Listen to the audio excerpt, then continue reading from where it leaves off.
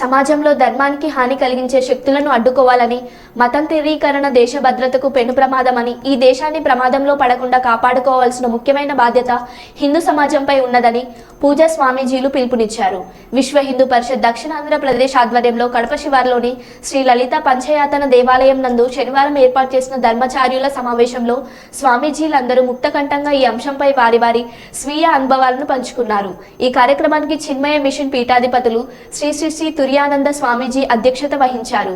ఈ కార్యక్రమంలో విశ్వ హిందూ పరిషత్ కేంద్రీయ మార్గదర్శక మండలి సభ్యులు ఆచలానంద ఆశ్రమం పీఠాధిపతులు శ్రీ శ్రీ శ్రీ వీరజనానంద స్వామీజీ మాట్లాడుతూ ధర్మ వ్యాప్తికి ప్రతి మాటలు పీటలు గ్రామాల్లో పర్యటించాలని సూచించారు.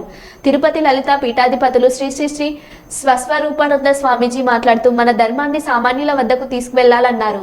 తిరుపతి రామకృష్ణ మఠం పీఠాధిపతులు శ్రీ సుకృతానంద పూరి స్వామీజీ మాట్లాడుతూ విద్య ద్వారా సమాజాన్ని చైతన్యవంతం చేయడానికి అందరం కలిసి పనిచేద్దామన్నారు.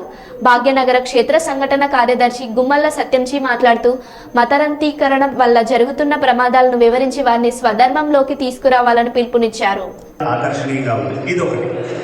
ఇంకొకటి ఇది నేను పిల్లలకు చెప్తున్నాను, బాలవిహారం యువతకి ఈ సంవత్సరము చాలా మంచి మంచి కార్యక్రమాలు చేపట్టబోతున్నాం ఆశ్రమం ఆధారంగా. ఒకటి యూత్ ఎంపవర్మెంట్ ప్రోగ్రామ్ అని చిన్మయ మిషన్ చిన్మయ యువ కేంద్ర ఒక కోర్స్ చేస్తూ ఉన్నాం. మీ అందరికీ తెలుసు, గ్రాడ్యుయేషన్ అయిపోయిన తర్వాత పిల్లలు హైదరాబాద్కి వెళ్ళి కోచింగ్లు తీసుకుంటూ ఈ ఉద్యోగమా ఆ ఉద్యోగమా కొన్నిసార్లు 2-3 సంవత్సరాలు హైదరాబాద్లోనో బెంగళూరులోనో టైం గడుపుతూ ఉన్నారు. మిత్రానంద స్వామీజీ వారు గత 20 సంవత్సరాల క్రితం ఒక కాన్సెప్ట్, నేను కూడా యువమైన ప్రొడక్ట్ని, ఆ రోజులో 2 సంవత్సరాలు, ఈరోజు 1 ఇయర్ కోర్స్. ఏమిటంటే కొన్ని దేశాల్లో గ్రాడ్యుయేషన్ అయిపోయిన తర్వాత 1 సంవత్సరం దేశానికి సమయం ఇవ్వాలి, లేదా 2 సంవత్సరాలు ఇవ్వాలి.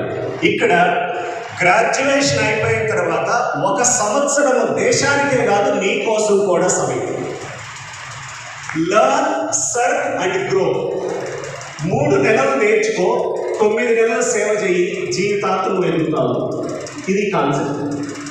గ్రాడ్యుయేషన్, ఎనీ గ్రాడ్యుయేషన్, డిగ్రీ లోపల నిర్భయత్వాన్ని ఎలా పొందాలి, ఫియర్లెస్నెస్ ఏ విధంగా, లోపల ఆత్మవిశ్వాసం ఎలా పెంపొందించుకోవాలి, లేక త్యాగ భావన అంటే ఏమిటి, సేవ అంటే ఏమిటి, కర్మయోగం అంటే ఏమిటి, ఇలా అనేక. గవర్నర్ జనరల్ 1835లో ఆంగ్ల అంటే ఇంగ్లీష్ని మన భారతదేశానికి తీసుకొచ్చి, ఆయన ఉద్దేశం మనందరినీ గుమస్తాలు చేయడం కోసం. అంతకుముందు లక్షల కొలది మనకి విద్యా వ్యవస్థ ఉంది, గురుకులాలు ఉన్నాయి, అవన్నీ అన్నీ పోలేదు.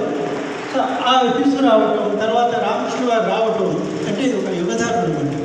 తర్వాత వివేకానంద స్వామీజీ మొట్టమొదట మాతృభాష సంస్కృతం, తర్వాత ఇష్టం లేకపోయినా మొదట, తర్వాత ఇంగ్లీష్ నేర్చుకోవటం, అన్ని విద్యలో ఇంగ్లీషు, సంస్కృతం, తర్వాత హిందీ అన్నింటిలో నేర్చుకొని ఒక ఆధునిక ఇప్పుడు ఇంగ్లీష్ ప్రొఫెసర్ గారు నేర్చుకున్నారు. అటు 105లో భవతాన్ని అమ్మవారి దగ్గర కాళికా ఆలయంలో, అక్కడ 3 ఆలయాలు, 12 శివాలయాలు, అమ్మవారి భవతాన్ని అమ్మవారి కాళికాలయం, రాధాకృష్ణాలయం, అక్కడ గురువు దగ్గర ఆయన ఆ బ్రహ్మ విద్యని పొంది తర్వాత మన భారతదేశం అంతటికి, ఇంకా ఇక్కడికే కాకుండా భారతదేశమే కాకుండా యావత్ ప్రపంచంలో సనాతన